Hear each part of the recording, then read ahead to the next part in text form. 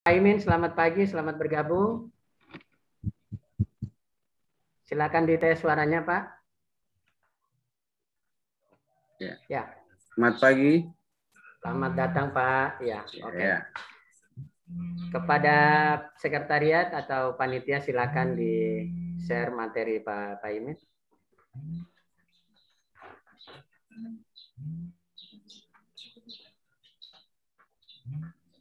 Baik.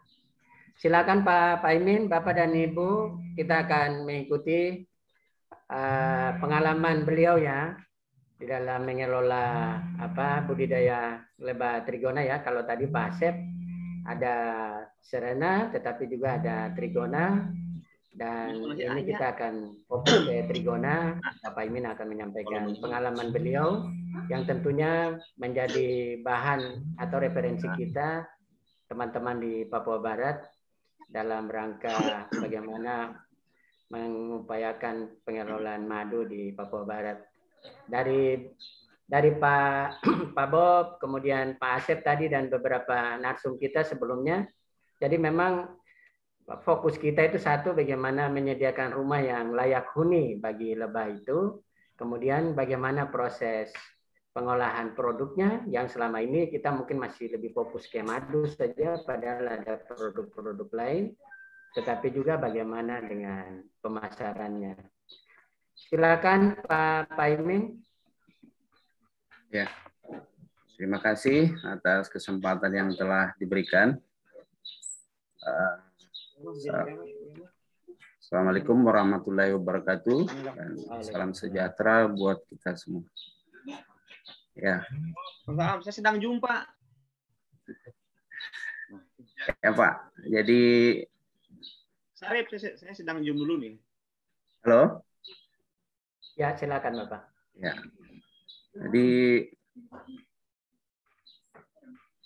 materi kali ini saya akan beri judul bagaimana sukses menjadi petani lebah trigona ini ya.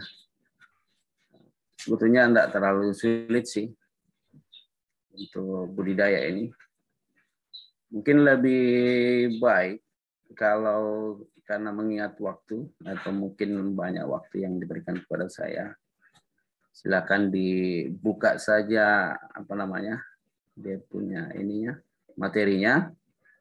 Kalau ada yang mau ditanyakan silakan ya. Jadi bagaimana kita membuat mesin ATM di desa, tidak perlu listrik, tidak perlu ya. Tapi dengan budidaya lebah trigona ini akan memicu jalurnya ekonomi yang sangat luar biasa, dan itu sudah sering kita rasakan, kita sudah alami ya beberapa. Trigona sendiri itu mempunyai banyak nama sih sebetulnya. Ada di setiap daerah banyak, masing-masing daerah masing-masing mempunyai nama. Sebelum kita melakukan itu, kita harus cari pembandingan dulu seperti jenis lebah-lebah yang lain, dan jenis apis, stingless bee,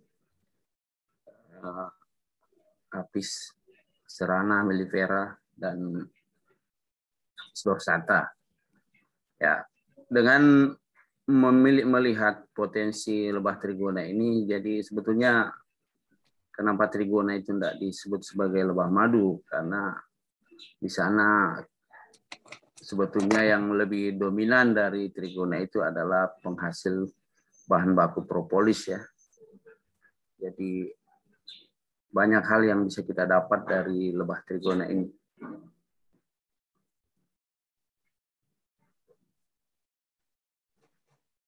Jadi dengan membudidayakannya secara besar-besaran, kita bisa menghasilkan banyak pundi-pundi uang ya, pundi-pundi rupiah yang bisa kita kumpulkan.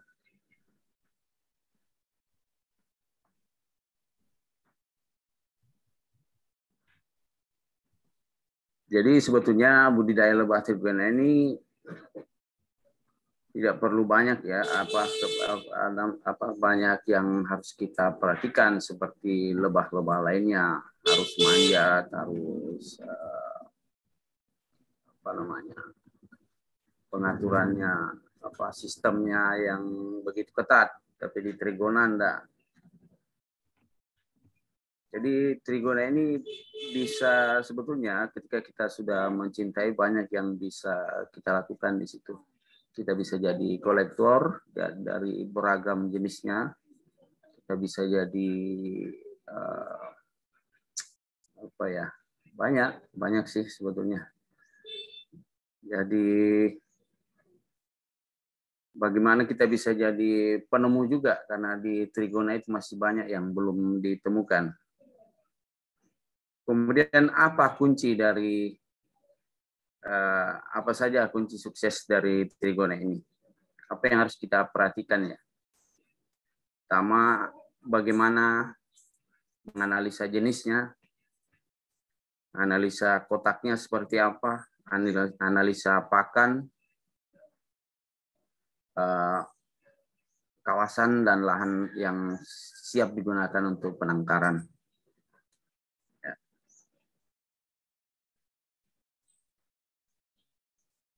Jadi sebetulnya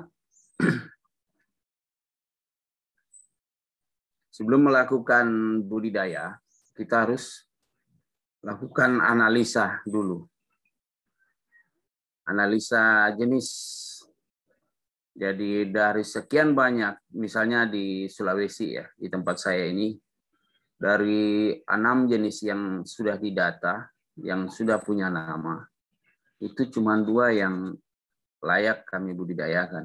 Jadi tidak semua Trigona itu bisa dibudidayakan ya, karena di situ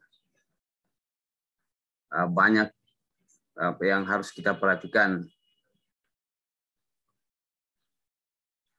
Karena tidak semua bisa menghasilkan madu yang banyak, propolis yang banyak. Jadi kalau Anda kolektor, Anda peneliti, silakan melakukan itu. Silakan koleksi, silakan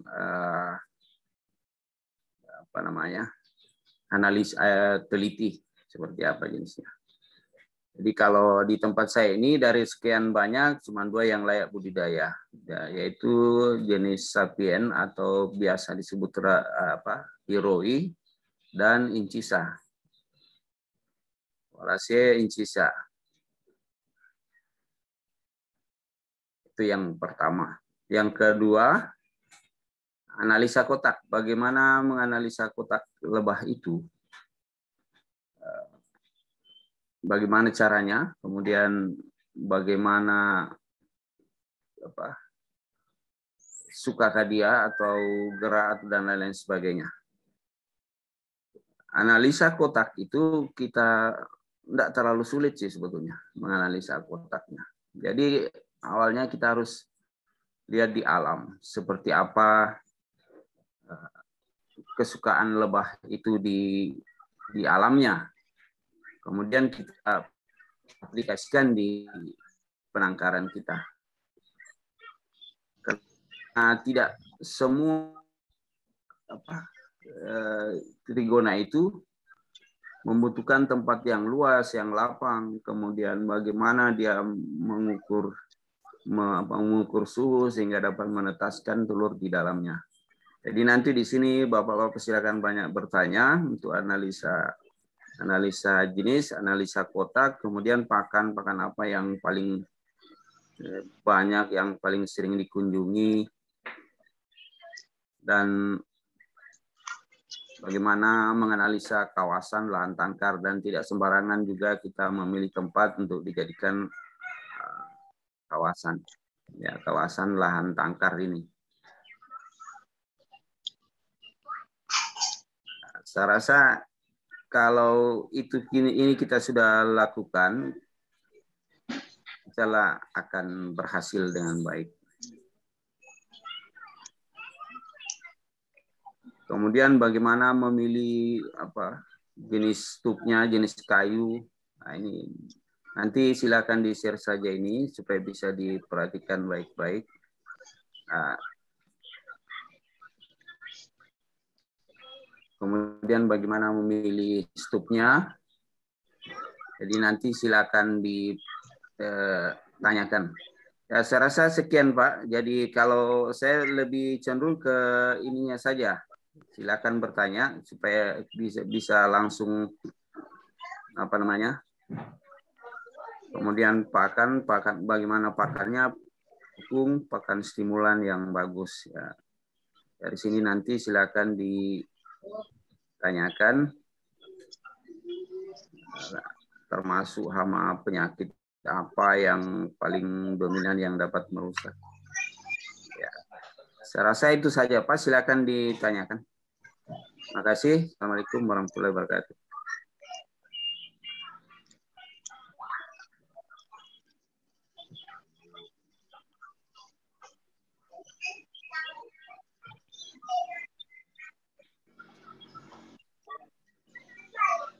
Ini pakan primadona. Pakan yang paling sering dihinggapi oleh lebah. Terus jika tanaman pakan primadona banyak pada suatu areal, maka dapat diduga bahwa tempat itu rawan tumbuh kembang lebah secara baik. Ya, itu yang harus diperhatikan Pak ya. Akan jadi kendala apabila sebagian besar pakan primadona itu bermusim. Jadi jangan cari pakan primadona yang bermusim. Jadi harus cari yang bisa berbunga sepanjang musim seperti kelapa, kaliandra dan lain-lain sebagainya. Nah, pakan pendukungnya seperti apa? Yaitu banyak-banyak ke tanaman obat yang paling disukai sama lebah. Dan itu sudah terbukti sering digunakan oleh orang tua kita dulu. Ya.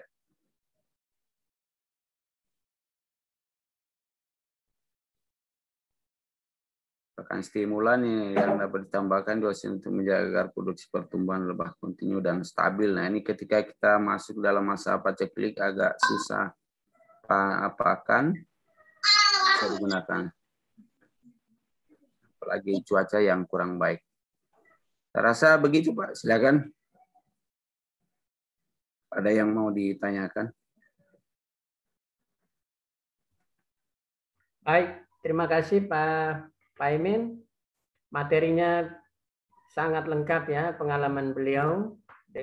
Kira-kira berapa tahun Pak Imin nanti kemudian ada pertanyaan-pertanyaan yang mungkin diajukan secara langsung oleh teman-teman penggiat madu baik di Papua Barat maupun di tempat lainnya yang hadir bersama-sama. Kami silakan, mungkin ada tadi saya lihat Ibu Mercy kira-kira kalau mau bertanya disilakan Bu Mercy.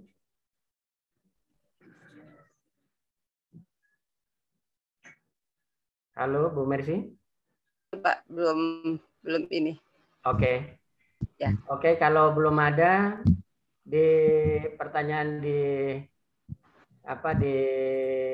ruang chat kita tadi ya, mungkin ke Pak Asep tadi sama Pak Imin terkait dengan pemilihan bahan baku pembuatan stop tadi. Kalau dari Pak Imin macam-macam, banyak sekali ya, ada dari bambu, tempurung kelapa, bahkan pipa ya, saya lihat ada pipa juga. Nah ini saya tahun 2011 dan 12 sama-sama dengan Prof. Toba, kami coba di Kalimantan Timur. Memang banyak sekali Pak yang disampaikan Pak Imin itu.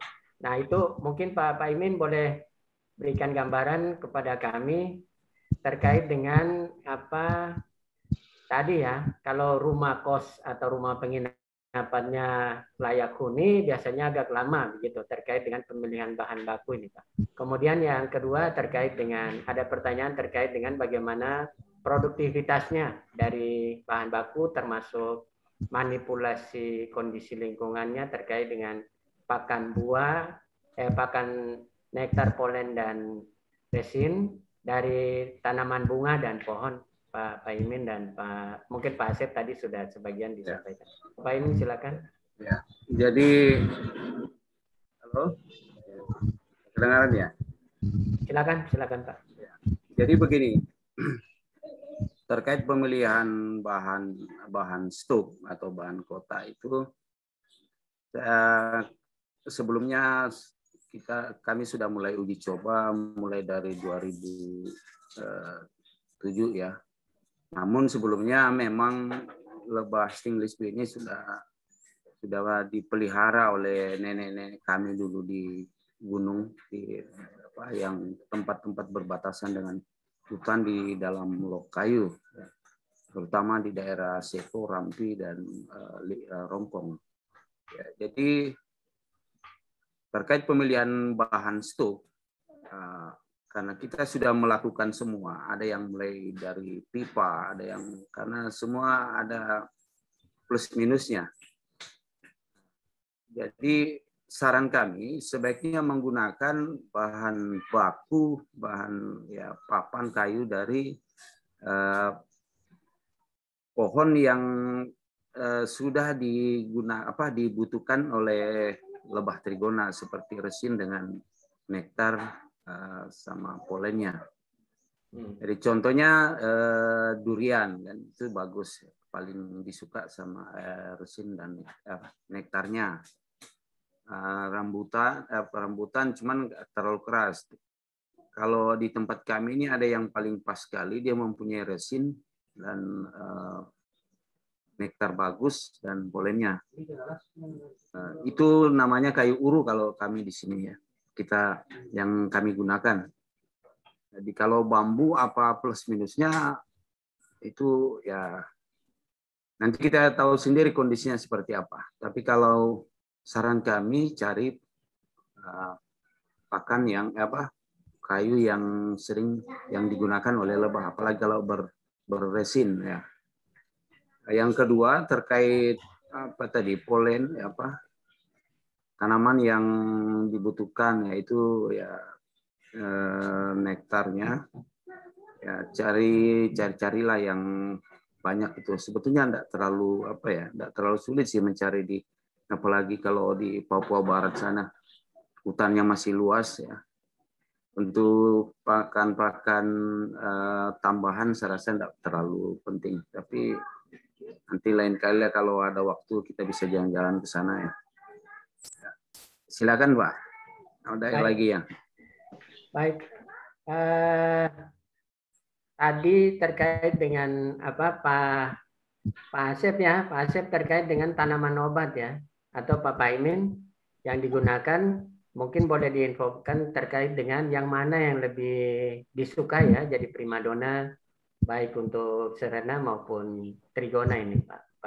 Kemudian yang kedua, pertanyaan juga dari teman-teman terkait dengan pengalaman produksi Pak. Mungkin bisa diinfokan bulanan atau tahunannya kira-kira bisa sampai dapat berapa kilo apa begitu? Silakan Pak. Oh ya, jadi terkait masalah panen ya. Jadi itulah tadi sebetulnya ada keterkaitan. Kita juga tidak bisa melakukan analisa panen. Kita tidak bisa melakukan berapa jumlah yang kita panen kalau kita tidak melakukan analisa jenis. Kenapa? Karena tidak semua jenis trigona itu bisa menghasilkan banyak madu, nektar, dan polen. Menghasilkan madu, propolis, dan polennya. Karena itu terkait dengan si pekerjanya. Kan beda Pak, orang kuat dengan orang lemah nyari bahan. Ya. Nah, itu terkait di analisa jenis. Pertama kita harus menganalisa jenisnya dulu. Apakah memang betul-betul layak? Tapi kalau kami di sini yang jenis biro itu dapat menghasilkan 1,5 sampai 2 kilo per 3 bulan. Itu untuk jenis sapien atau yang biasa disebut biroi ya. Nah, kalau per 3 bulan Pak. Per 3 bulan. Kalau yang jenis incisa, walase incisa, itu bisa menghasilkan 1 sampai 5 kilo per 3 bulan. Lebahnya agresif dan besar. Dia agresif dan besar. Nah, itu karakternya. Ya. Kalau Wallaceiensis itu. Mudah-mudahan di Papua Barat ada. Ya. Baik Pak. Pak Asep, apa mau ditambahkan terkait dengan tanaman primadona tadi?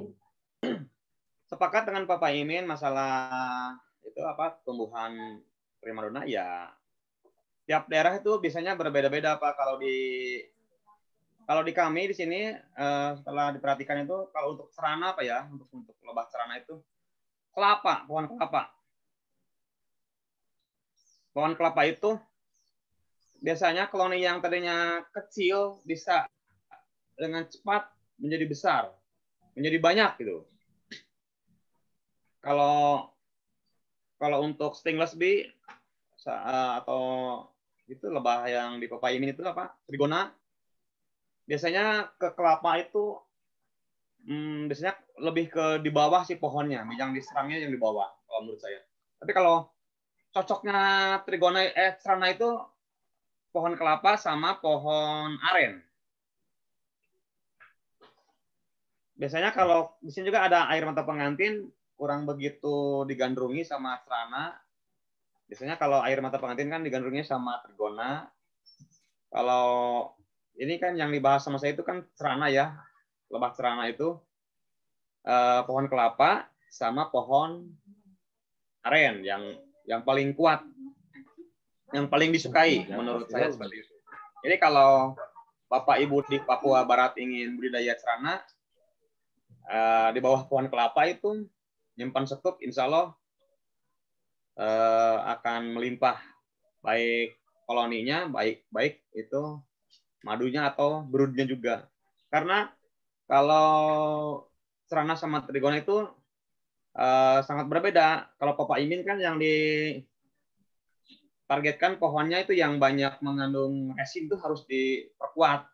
Kalau serana itu memang membutuhkan resin, tapi tidak terlalu dominan atau tidak terlalu banyak.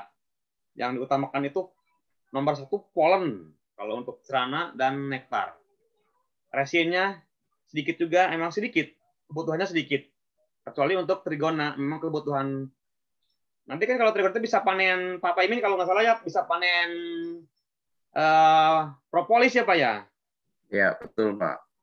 Jadi betul kan? Jadi kalau trigona itu bisa panen madu, panen polen, dan panen propolis ya Pak? Ya, betul. Bisa sekali. Kalau serana itu bisa panennya cuma 1, madu saja Pak. Ya. Kalau berani panen itu telur, dijual ke rumah makan, ya itu risikonya tinggi.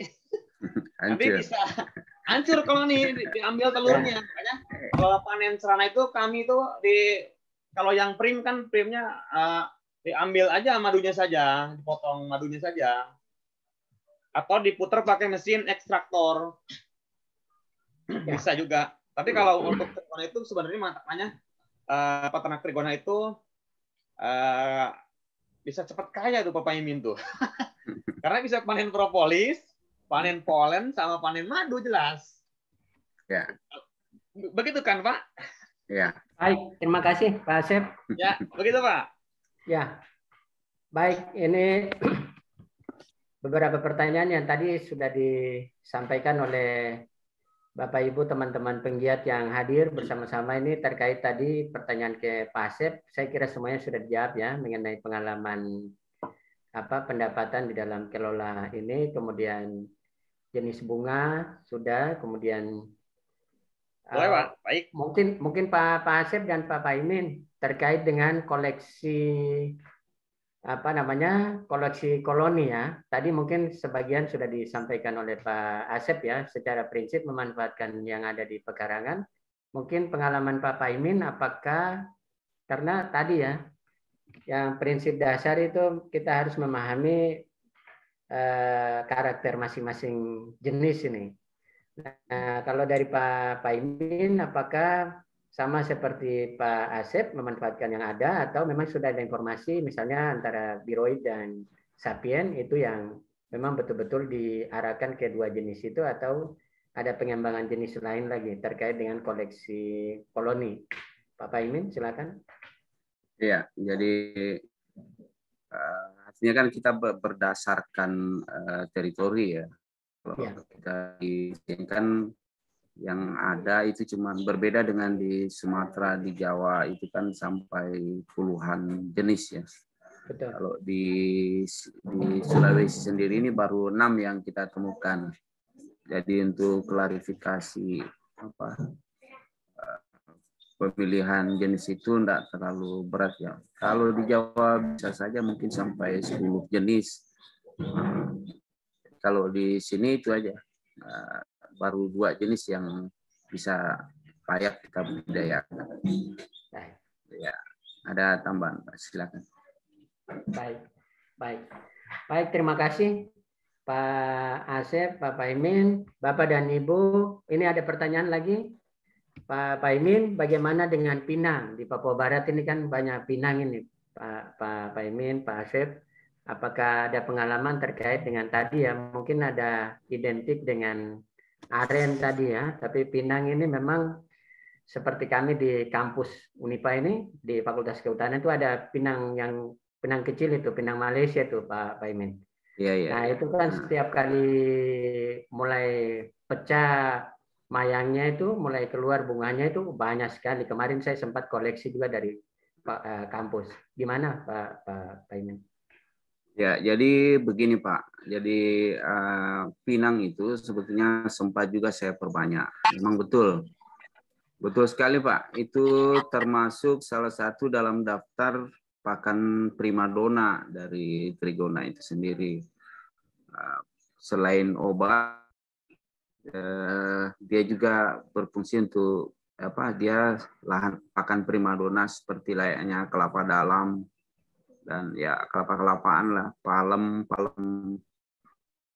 putri, ya palem-paleman kan banyak tuh, bisa kita perbanyak saja. Apalagi jatropa itu juga termasuk tanaman-tanaman bunga yang bisa ditanam sebanyak-banyaknya. Ya, itu sementara itu Pak, silakan ditanyakan lagi. Baik. Bapak dan Ibu, teman-teman penggiat dan pemerhati madu dan lebahnya, silakan kalau yang mau langsung bertanya ke Kang Asep dan Pak Paimin, silakan. Pak Asep, pertanyaan untuk Pak Asep tadi Pak. Silakan. Tadi Pak Asep mengenai tanaman yang Pak Asep kembangkan itu saya masih raut mengenai tadi Pak Asep jelaskan mengenai tanaman nangka. Apakah madu itu memerlukan tanaman nangka itu kan tidak berbunga. Kan madu memerlukan misalkan bunga. Jadi bagaimana kalau itu tanaman nangka itu kita pakai untuk inangnya kemudian tahu penghasil madunya itu baik. Tapi tanaman nangka itu tidak berbunga. Apa kita pakai bunganya atau getahnya Pak Asep? Oke, Pak Paimin ya. Atau Pak Bob ya. Juga boleh, silakan. Pak Paimin dulu, silakan Pak Paimin. Ya. Oke, baik Pak. Ya. Jadi kalau menurut kami untuk tes. Oh ya. Ada suara Pak. Oh, silakan Pak Paimin, ya. Sabar sebentar, Pak Bob sabar, silakan. Kang Asep, silakan. Baik. Barusan ada di sini kurang bagus jaringannya. Jadi itu pohon nangka itu sebenarnya untuk pelengkap saja Pak, pelengkap untuk ke resin, getah, membutuhkan getah. Ya. Apabila terutama untuk trigona itu sangat membutuhkan resin atau getah yang jadi nanti hasil panennya propolis. Tapi sama karena juga membutuhkan resin atau getah Pak, tapi tidak terlalu banyak itu volumenya. Baik. Makasih Kang. Silakan. Nah, jadi kalau untuk mencari resin buat trigona itu sebaik kita sarankan mudah-mudahan di sana ada ya Pinus atau Pinus mercusi lagi nih. Damar, Pak? Damar, Pak Paimin? Damar, ya damar paling bagus juga. Kemudian ada damar-damaran itu banyak itu di hutan-hutan. Iya. Nah, jadi termasuk mangga. Kalau nangka untuk resin tidak terlalu banyak ya dibutuhkan oleh lebah. Baik. Jadi tidak perlu terlalu banyak. Saya rasa itu, Pak. Ya. Ya, kami di TWA Kota Sorong ini memang agatisnya cukup besar, Pak Paimin, cukup banyak dan sudah tua. Jadi ini potensial sekali untuk stupnya boleh dirancang di. Tapi ini karena dikembangkan di KTH Matoa. Ini dulu KTH ini kan kelola pembibitan, Pak Paimin, dari pembibitan, kemudian sampah, kelola pemungutan sampah di TWA, kemudian peternakan ayam. Dan sekarang kembangkan madu lagi, Pak Paimin. Jadi, tapi secara prinsip hampir lebih dari 15 jenis sumber polen, sumber nektar itu sudah teridentifikasi, termasuk hanya sampai sekarang kami belum publikasi. Untuk di TWA ini cukup banyak sekali. Pak Bob, silakan Pak Bob. Baik, terima kasih Pak. Tambahan saja mohon izin Pak Asep sama Pak Paimin.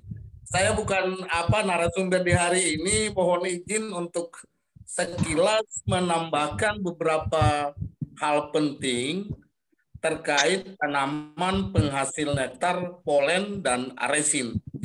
Nah, tadi khusus untuk nangka itu penelitian saya dan beberapa mahasiswa di Universitas Patimura, itu ternyata resinnya dihasilkan terbanyak itu pada buah.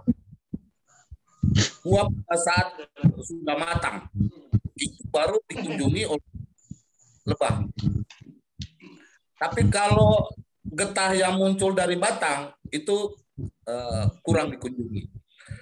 Nah, terkait dengan tanaman penghasil nektar, polen, dan resin, ada istilah primadona. Saya lebih istilah favorit. Favorit itu artinya waktu kunjungnya, lama waktu kunjung dan kedatangan daripada lebah itu kepada bunga atau jadi ada tanda kutip itu kalau beberapa jurnal yang menulis termasuk saya, kalau tanaman favorit itu pakai bintang di atas namanya, itu bintang 1, 2, 3 sampai 4. Itu artinya bahwa kalau dia bintang 4 itu waktu kunjungnya panjang dan dia sangat suka. Contohnya itu di Arenga pinata, aren. Jadi bapak-bapak di Papua Barat itu sangat luar biasa ya kalau punya aren itu. Khusus untuk serana. Saya lihat di kami di Maluku, khusus untuk aren itu, baik cerana, stingless bee atau lebih dikenal dengan istilah trigona ya, itu semua hadir menyatu di situ. Bahkan apis dorsata pun masuk di situ. Saya pernah punya video yang terlihat ketika tanaman aren, Arenga pinata itu berbunga, yaitu dikunjungi oleh tiga jenis lebah ini. Nah ini betul-betul di Papua punya banyak ini aren yang dibuat tuak itu banyak sekali. Kemudian kedua, kelapa. Kelapa itu penghasil baik nektar, polen maupun ada getah, resin. Kenapa saya bilang ini masuk dalam favorit? Ini dihubungkan dengan panjang atau masa pembungaannya. Tadi dibilang masa. Jadi untuk kelapa sendiri itu 11 bulan. Aren itu 11 bulan. Jadi panjang. Nah, itu tinggi. Nah, di Papua Barat itu saya pikir dengan 3 tanaman saja itu sudah cukup itu. Aren, kelapa, 3 tambah pala. Sudah cukup tuh. Ya. Kemudian pala itu punya masa pembungaan itu kan atau pala Papua ya ada istilah. Kalau kami di Maluku ini 4 kali masa pembungaannya dalam 1 tahun. Ini akan menyediakan ada istilah tanaman akan menyediakan nektar, polen dan resin secara berkelanjutan. Ada kata berkelanjutan itu harus ingat. Jangan sampai Bapak tanam tanaman yang 1 tahun itu berbunga 1 kali, wah sayang, sulit. Tetapi harus menginventarisasi jenis tanaman yang masa bunganya panjang, waktu kunjung lebahnya juga panjang, dan secara berkelanjutan atau kontinu. Saya pikir itu. Kemudian saya tertarik kemarin itu tentang hutan mangrove. Saya sementara meneliti di Kepulauan Aru dan Kei, kami di Maluku, yang punya luasan hutan mangrove atau bakau itu ribuan hektar. Nah, saya yakin area Papua ini punya ribuan hektar. Dan ini punya peluang untuk budidaya lebah stingless bee atau trigona. Saya kira untuk sementara cukup, jangan sampai ada yang lain, nanti di ruang diskusi yang lain kita bisa menambahkan. Terima kasih dulu Pak Paimin. Terima kasih. Aduh, mantap Pak Bob. Mantap Pak Bob. Terima kasih Pak Bob. Terima Ya. kasih. Jadi itu betul. Jadi memang banyak sekali pertanyaan terkait dengan primadona, dan ini sebetulnya kembali ke lokasi masing-masing, bisa disesuaikan tentunya dengan potensi yang ada. Modifikasi tanaman ini menjadi penting. Jadi catatan untuk Pak Brian dan teman-teman yang pendamping terhadap KTH Matoa, kita sudah ada punya beberapa tanaman yang secara alami tumbuh di TWA Sorong seperti damar, matoa, dan beberapa jenis lain yang kemungkinan ya. Mantap itu Pak. Oke. Nah, tinggal mungkin modifikasi dengan tanaman-tanaman estetik lain seperti yang penghasil bunga ya, terutama untuk mendapatkan cairan bagi lebah. Untuk kita sudah ada, yaitu tinggal kita lihat yang penghasil nektar. Ya, ada beberapa jenis aren yang mungkin bisa kita lihat. Tapi secara prinsip, Pak Bob, kurang lebih kita itu Pak Paimin dan Pak Asep di TWA Sorong ini kita tidak kurang dari 5 hektar kita punya hutan agatis sebagai penghasil getah bagi stingless bee maupun nanti kalau mau kembangkan apis ya. Nah itu mungkin ada beberapa pertanyaan terkait dengan ya ini ada 200 hektar di ruang chat ini Pak Bob. Kita punya agatis luar biasa. 200 hektar. Mantap. Yang ada di berdekatan dengan kelompok tani hutan yang rencana dikembangkan ini. Tinggal mungkin modifikasi dengan yang penting sekali Pak Brian dan teman-teman, pemilihan jenis tadi kalau Biroi dengan Sapien. Kemudian kita lihat mengenai produk pakannya untuk modifikasi sehingga setiap bulan itu minimal ada tersedia begitu sampai dengan 12 bulan. Kemudian Pak Paimin boleh, tadi kalau kami lihat bentuk stupnya, kalau bentuk stup Pak Asep itu kotak standar, tapi Pak Paimin tadi bentuk stupnya itu kelihatannya agak tinggi. Mungkin boleh diceritakan sedikit Pak Asep juga di bagian bawah stup kelihatannya ada dikasih ruang udara atau apa itu dudukannya. Mungkin diceritakan sedikit mengenai kalau bahan bakunya tadi sudah jelas, tapi mengenai desainnya silakan Pak Paimin duluan. Ya, terima kasih atas waktunya. Jadi dari sekian banyak anakan terus yang tengah untuk produksi dan di atas berfungsi sebagai kontrol dan pengalihan. Jadi stup itu kita beri nama stup susun 3. Ya, ukuran dan diameter itu kita adopsi dari sarang yang ada di alam, kenapa kita besarnya, ukurannya sama, itu karena mengadopsi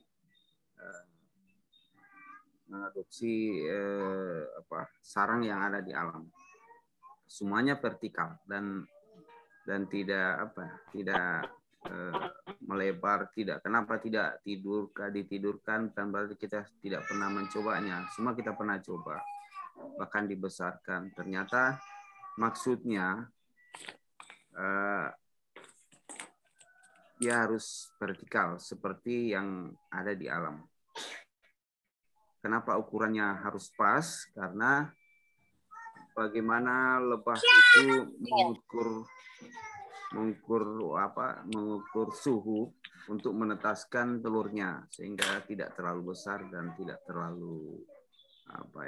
terlalu melebar. Kenapa tidak direbahkan? Karena trigona itu cenderung menyusun brood itu dari bawah ke atas. Nah, kalau dia rebah terus ukuran yang tidak tinggi, dia akan mentok dan berhenti bertelur, sehingga produksinya akan tertutup, tertutup, Pak. Ya, makasih Pak Paimin. Pak Paimin bisa lihat kan, kalau ini punya saya nih Pak Paimin. Nah, ini kan yang standar yang bisa kelihatan ya Pak Paimin. Ya, bisa. Nah, ini kan standar sekali nih. Nah, pertanyaan teman-teman ini, nah tadi kalau sudah dibagi 3 seperti itu, nah apakah di dalam panennya, kan ini lubangnya di atas kah di bawah ya Pak? Di sampingnya Pak Paimin? Ya, di depan. Oh, di depan. Ya. Oke. Nah, pertanyaannya untuk kontrol tadi itu gimana, Pak? Coba diceritakan sedikit, Pak. Jadi untuk pintu itu di bawah itu tidak boleh lebih dari. Kenapa dia di bawah? Supaya kan kebiasaan Stingless bee di alam itu menyusun brood baru sampai ke atas itu sudah sudah pintu. Jadi ketika kita pindahkan ke stup untuk memicu, mengubah karakter trigona itu sehingga dapat terbagi seperti kemauan kita, bahwa broodnya harus di bawah, kemudian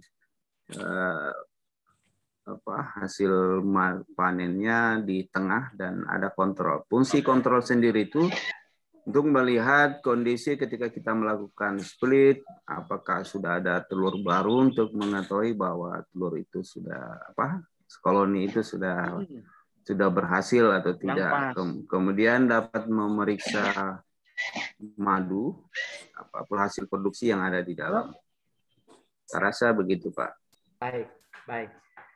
Pak Paimin, Pak Asep, ini ada pertanyaan dari teman-teman ini yang hadir, Bapak Ibu, itu terkait dengan waktu panen dan waktu untuk pemindahan. Pak Paimin, kita mau dengar panen madu trigona seperti tadi disampaikan. Yang kedua, waktu terkait dengan pemindahan atau pembagian koloni. Silakan, Pak Paimin. Coba diulang, Pak, karena tadi ada ketutup ya. Yang pertama tadi mungkin kita sudah dengar 3 bulan itu biasanya panen ya Pak ya. Ya. Nah, mengenai pembagian koloni nih untuk perbanyakan koloni. Nah, kalau dari pengalaman Pak Paimin gimana Pak? Untuk perbanyakan koloni Pak? Ya. Oh ya, itu biasa ya, betul. Jadi dengan menggunakan stup semacam itu pada jenis sapien itu dalam usia 0 sampai 3 bulan itu masa start ya. Kalau sudah 6 bulan itu sudah boleh dipanen. Kemudian 1 tahun baru boleh di split. Tapi tergantung tempatnya juga, Pak ya. Ya. Nah, tergantung lahannya bagaimana. Tapi kalau agatis banyak. Dan saran juga kalau agatis dibuat stop itu paling bagus juga, Pak. Ya. Kalau tidak merusak, artinya bisa untuk industri, ya paling bagus, Pak. Ya. Gitu, Pak. Baik, terima kasih. Terima kasih Pak Asep, Pak Paimin. Mungkin dari Bapak Ibu kalau ada yang mau langsung ditanyakan, saya kira cukup lengkap ya. Mungkin banyak sekali pengalaman terkait dengan, tapi kita mau dengar lagi. Tadi kalau Pak Asep sudah banyak informasi terkait dengan jatuh bangun ya. Pak Paimin terkait dengan jatuhnya bagaimana Pak Paimin? Bangunnya pasti sudah. Sekarang jatuhnya dulu. Pak Asep tadi sudah jadi. Silakan Pak. Ya, jadi begini Pak, kalau di Trigona itu saya rasa teman-teman tidak perlu merasakan pahitnya lagi. Cukuplah saya yang pernah merasakan. Banyak sekali. Dengan penghasilan yang tidak jelas, dengan berusaha itu akhirnya mulai dikenal. Itu diawali di tahun 2007 sampai ya di 2013. Itu sangat pahit Pak, tapi cukuplah. Dan bagaimana memperkenalkan madu, ya kalau madu asumsi mas konsumen dulu itu kan madu itu pasti manis ya. Ketika ditawari madu asam, madu pahit, dan madu bikin enak kalau diminum ya. Saya rasa teman-teman lain yang pengusaha Dorsata, Melifera, Piserana, enggak perlu terlalu repot ya jualan madunya. Tapi kalau di Trigona ini tantangannya luar biasa. Dikasih madu asam kecut. Susah ya. Jualannya Pak. Iya. Ya. Nah, tantangannya banyak. Kemudian pahit, kalau pahit masih mending, tapi kalau bikin enak terasa kayu dan lain-lain sebagainya. Itu yang tantangan. Jadi bagaimana saya waktu itu menjualnya banyak-banyak free, cuman satu kemenangan dari lebah Trigona ini ketika dicubahkan ke orang itu akan memberikan ada efek ekstra yang efek langsung begitu maksudnya. Apakah keringat dan lain sebagainya sehingga bangun pagi udah seger, itu nyata. Dan banyak-banyak kami menjual itu dari testimoni yang kita lakukan, dari testimoni yang dicobakan untuk konsumen kita. Itu yang kita gunakan kembali sehingga bisa dapat dan dibantu dari teman-teman peneliti, saintis yang sangat luar biasa mendukung program ini semua. Terima kasih buat mereka. Ya, saya rasa itu saja tantangannya kalau masalah dilema masalah waktu itu Pak. Ya, makasih. Baik, terima kasih Pak Paimin dan Pak Pak Asep. Memang untuk Papua Barat saat ini kami sendiri sudah identifikasi tidak kurang dari 15 jenis jenis penghasil NPR itu. Kemudian kami juga sudah analisa untuk Trigona juga untuk kualitas madunya, Pak. Jadi banyak sekali faktor yang mempengaruhi, baik umur panennya, jenis lebahnya, kemudian juga perlakuan setelah itu, Pak. Karena ada beberapa yang air masuk di dalam stup, nah ini juga mempengaruhi kualitas madu. Ya mungkin di kesempatan yang lain nanti saya bisa sampaikan hasil dari Papua Barat terkait dengan Melifera, produk madu Melifera dan Trigona. Tetapi menjadi catatan kami juga memang kami sudah eksplor ke beberapa tempat tapi baru dapat 10 jenis. Nah ini yang nanti kami akan konsultasi lebih lanjut dengan Pak Kahono di LIPI terkait dengan jenisnya dulu karena belum ada pengujian nih Pak Paimin, Pak Asep. terkait dengan 10 jenis ini bagaimana dengan produk masing-masing. Tetapi saya dapat informasi rencananya KTH Matoa di Sorong akan kembangkan Biroi dan Sapien. Memang saya dari awal ketika komunikasi saya bilang memang 2 jenis ini yang banyak cepat produknya. Yang kedua memang pengalaman saya di Kalimantan Timur memang Inkesa tadi ada disampaikan oleh Pak Imin juga. Ini luar biasa juga, kemarin saya sudah mau berikan nama salah satu jenis yang saya dapat sebagai Inkesa, tapi saya buatnya sebagai Trigona S1, Trigona S2 sampai 10. Nanti tunggu jenisnya dulu baru kami mungkin publikasi.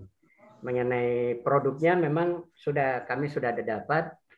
Memang orang cenderung saat ini apalagi COVID ini ya. Orang banyak minum madu dan orang banyak permintaan terkait dengan karena kita ada madu HDI dan macam-macam madu ini. Clover honey saya sendiri ada 5 jenis ini, termasuk madu wamena Pak Imin. Di saat ini kemarin saya sakit setahun Pak. Ya. Saya di dalam pemulihan 6 bulan terakhir ini saya hanya madu saja. Yang terakhir ini baru sebulan lebih saya minum madu wamena toh. Yang clover honey saya sudah tidak minum lagi. Selain itu saya minum juga yang madu Trigona hasil dari Kalimantan Timur karena dulu saya sama-sama dengan Prof. Toba dengan teman-teman coba kami kembangkan di Kalimantan Timur. Nah, jadi salah satu kelebihannya setelah kami analisa lab memang untuk lemak tak jenuhnya itu yang menjadi pegangan teman-teman kenapa dia lebih bagus. Jadi orang sakit gula, sakit asam urat begitu ya tidak apa-apa. Tidak ada masalah dibandingkan dengan madu-madu yang lainnya, kira-kira itu. Ya mudah-mudahan nanti kita diskusi lagi. Saya kira sudah banyak sekali pengalaman dari kedua narsum kita ini. Mudah-mudahan jadi motivasi bagi teman-teman di KTH Matoa maupun di Papua Barat.